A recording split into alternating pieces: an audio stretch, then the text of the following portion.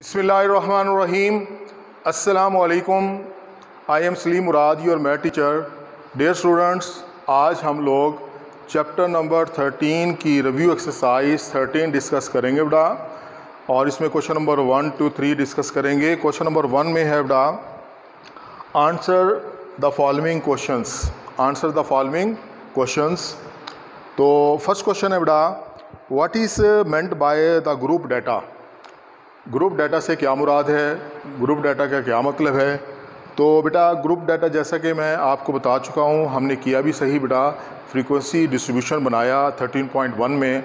उससे पहले हमारे पास एक डाटा था कि जो चीज़ें हमने जैसे रिकॉर्ड की उनको एक पेज पर लिख लिया, तो उसको जब हम लोग अरेंज कर लेते हैं तो वो अनग्रुप डाटा क्या बन जाता है बेटा, ग्रुप डाटा बन जाता है। तो क्वेश्चन नंबर 1 में what is meant by group data, इसका आंसर है after arranging the data for desire information is called group data. अब हम लोग किसी चीज़ के बारे में कुछ इन्फॉर्मेशन इकट्ठी करना चाह रहे हैं। इन्फॉर्मेशन इकट्ठी करने के लिए हम उस डाटा को क्या करते हैं, अरेंज करते हैं। क्या करते हैं बेटा, जब डाटा को आप लोग क्या करेंगे बेटा, अरेंज कर लेंगे, तो उस डाटा को आप लोग क्या कहेंगे बेटा, ग्रुप डाटा कहेंगे। क्या कहेंगे, ग्रुप डाटा। इसकी एग्ज़ाम्पल ये है कि 13.1 में आपके पास कुछ में सैलरीज थी, कुछ में बिल थे कस्टमर, और कुछ में मुख्तलिफ़ चीज़ें थी। वो जैसे जैसे वो पे करता है या ट्रैवल करता है डिस्टेंसेस, हमने एक पेज पे लिख लिए, वो हमारा ग्रुप डाटा था। फिर हमने उसकी क्या बना ली, फ्रीक्वेंसी डिस्ट्रीब्यूशन बना ली, उसको अरेंज कर दिया, तो वो हमारा क्या बन गया बेटा, ग्रुप डाटा बन गया। इसके बाद क्वेश्चन नंबर 2 है, define a class interval. Question number 2 में क्या है बेटा, define a class interval. Each group of a data is also known as class interval. Her group, जो डाटा का हर ग्रुप जो होता है उसको आप लोग क्या कहते हैं, क्लास इंटरवल भी कहते हैं। फॉर एग्जांपल 21 से लेकर 31 तक, ठीक हो गया, 31 से लेकर 21 तक, तो इसमें 10 का इंटरवल है, बात समझ आ गई। तो ये आपका क्या कहलाएगा, क्लास इंटरवल कहलाएगा। क्या कहलाएगा, class interval. Each group of data is also known as the class interval. Each interval represent all the value of a group. और इस ग्रुप के अंदर जो वैल्यूज़ होती हैं, लाई करती हैं 21 से लेकर 31 तक, उन तमाम वैल्यूज़ को वो रिप्रेजेंट करेगा। अच्छा बेटा, इसके बाद क्या है, नेक्स्ट क्वेश्चन है, डिफाइन अ पाई ग्राफ। हम चैप्टर नंबर 13 के मेरे ख्याल में 3-4 लेक्चर हो चुके हैं बेटा, और जब भी मैंने पाई ग्राफ के क्वेश्चन समझाए उसमें आपको पाई ग्राफ की डेफिनेशन भी बताई बेटा कि पाई ग्राफ क्या होता है। Representation of numerical data. एक तो आप लोग न्यूमेरिकल वैल्यूज़ जो हैं, न्यूमेरिकल डाटा जो है, उसको आप लोग क्या करते हैं, रिप्रेजेंट करते हैं। क्या करते हैं, रिप्रेजेंट करते हैं। Representation of numerical data, different sectors of a circle, एक सर्कल के मुख्तलिफ सेक्टर्स में। और मैं बता चुका हूँ बेटा कि सेक्टर्स क्या होते हैं, सर्कल का सेंटर से उसकी बाउंड्री तक जो डिस्टेंस होता है वो रेडियस कहलाता है।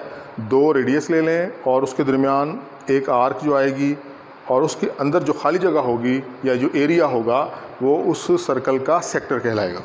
तो पाई ग्राफ क्या है, डिफाइंड पाई ग्राफ में कि जब आप लोग रिप्रेजेंट करते हैं न्यूमेरिकल वैल्यू को, different sectors of a circle is called pie graph. अच्छा, right the formula for finding the size of class interval. Class interval कितना रखें, ये फाइंड करने के लिए साइज़ बता देते हैं कि 5 क्लासें बनानी है, 4 बनानी है, 6 बनानी है, 10 बनानी है। उनमें इंटरवल कितना रखना है वो फाइंड करने के लिए आपके पास कौन सा फार्मूला है, सिंपल। सबसे पहले आपके पास जो गिवन डाटा है उसमें आप देखें कि ग्रेटेस्ट वैल्यू कौन सी है, लिख लें। उसके बाद देखें कि सबसे छोटी वैल्यू कौन सी है, लोएस्ट वैल्यू, ग्रेटेस्ट वैल्यू, ये निकालें। उसके बाद नंबर ऑफ़ इंटरवल्स, ठीक है, आप देखें कि कितने इंटरवल रखने हैं, 1, 4 है, 5 है, 6 है, 7 हैं। आपके पास आ जाएगा साइज़ ऑफ क्लास। दोबारा देख लें बेटा, किसी भी डाटा का आप लोग कैसे फाइंड करेंगे, size of class, interval, number of intervals हमें पता है, साइज़ इंटरवल का कितना रखना है, greatest value minus lowest value divided by number of intervals, ये फार्मूला बेटा आपके पास। Which method is called tallying, tallying कौन सा मेथड है। अब जब हम लोग अनग्रुप डाटा को फ्रीक्वेंसी डिस्ट्रीब्यूशन में कन्वर्ट कर रहे थे तो हमने 3 कॉलम बनाए बेटा एक्सरसाइज में। इसमें शुरू में 13.1 के शुरू में 13.1 में सॉरी, उसमें एक कॉलम था क्लास इंटरवल्स का, दूसरा था टेली का। मतलब एक इंटरवल के अंदर जितनी वैल्यूज़ लाई करती थी उतने ही हम मार्क या निशान उसके सामने लगा देते थे ताकि काउंट करने में आसानी हो। तो the method that we use to record, वो मेथड जो कि हम लोग इस्तेमाल करते हैं रिकॉर्ड करने के लिए, a result in a table form में इसका टेलिंग मेथड या टेलिंग कहलाता है। क्या कहलाता है? टेलिंग। दोबारा से देख लें, क्वेश्चन क्या है आपका, which method is called tallying, the method that we use to record a result in a table form is called tallying. अच्छा, ये था बेटा, ये थे आपके शॉर्ट क्वेश्चंस। क्वेश्चन नंबर 2 में उसने कहा fill in the blanks. Fill in the blanks में बेटा फर्स्ट ब्लैंक है dash means groups of information that are normally the result of measurement, observation and experiment sorry. तो डैश मीन्स डाटा का मतलब क्या होता है, तो ब्लैंक में क्या आएगा? Data. Data means group of information, group of that are normally the result of measurement. हम डाटा क्या होता है? ग्रुप ऑफ इंफॉर्मेशन होता है जो कि आम तौर पर मेजरमेंट्स कोई भी ले लें, ऑब्जर्वेशन आप ऑब्जर्वेशन कर रहे हैं, एंड एक्सपेरिमेंटेशन कोई तजुर्बा कर रहे हैं। इन तमाम चीज़ों के से जो आप लोग इंफॉर्मेशन इकट्ठी करेंगे वो आपका क्या कहलाएगा? डाटा कहलाएगा। Number 2 dash each dash represent all the value of a group. ये जो इंटरवल होता है ना, इंटरवल क्या, each interval represent all the values of a group. Interval जो है एक ग्रुप की तमाम वैल्यूज़ को बता रहा होता है, रिप्रेजेंट कर रहा होता है। अच्छा, नंबर 3 है अ data is collect in dash form and it provide us information about individuals. A data is collected in raw form, यानी आपने क्या किया, एक क्लास में पढ़ने वाले बच्चों की हाइट या मार्क्स को एक शीट पे लिखा। आपने बच्चों के मार्क्स या हाइट को जिन न्यूमेरिकल वैल्यूज़ में लिखा है वो आपका रॉ मटेरियल कहलाएगा, रॉ डाटा कहलाएगा। अ data is a collect in raw form and it provide us information about individuals, और इससे हमें इंडिविजुअल्स के बारे में इंफॉर्मेशन पता चलती है। नंबर 4 में the method which is use to record the result is called tallying method. Tallying कहलाता, सॉरी, वो मेथड जिसमें हम लोग रिकॉर्ड करते हैं रिजल्ट्स को, वो उसको हम लोग क्या कहते हैं? टेलिंग कहते हैं बेटा।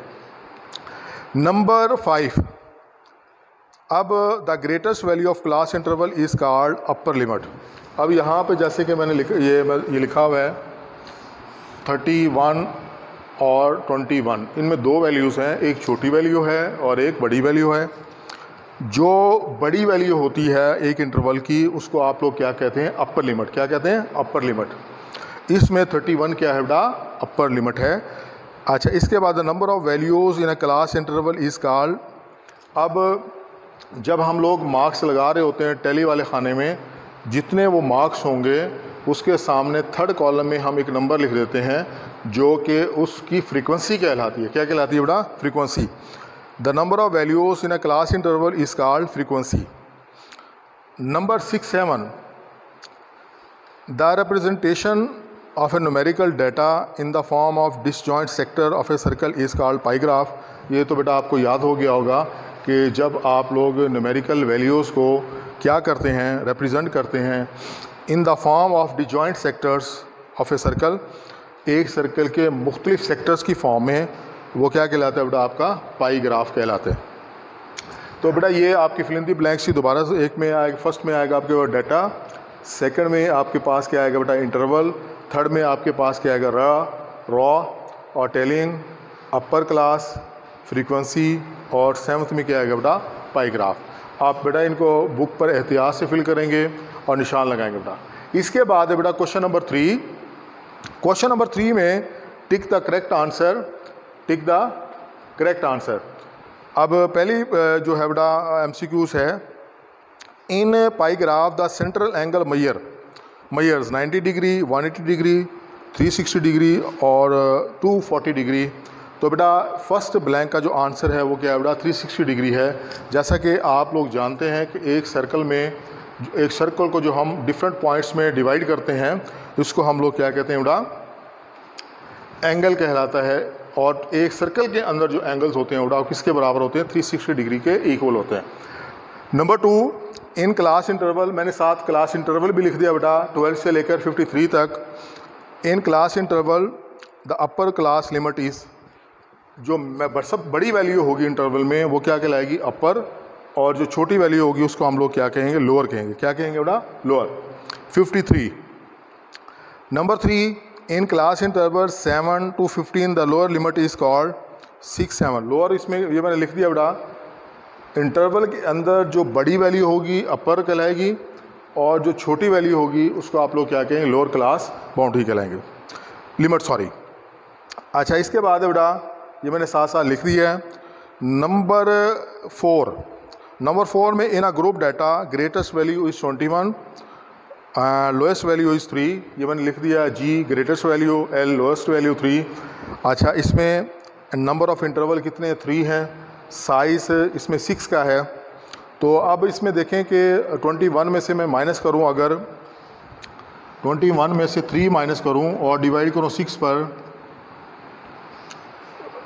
सॉरी 3 है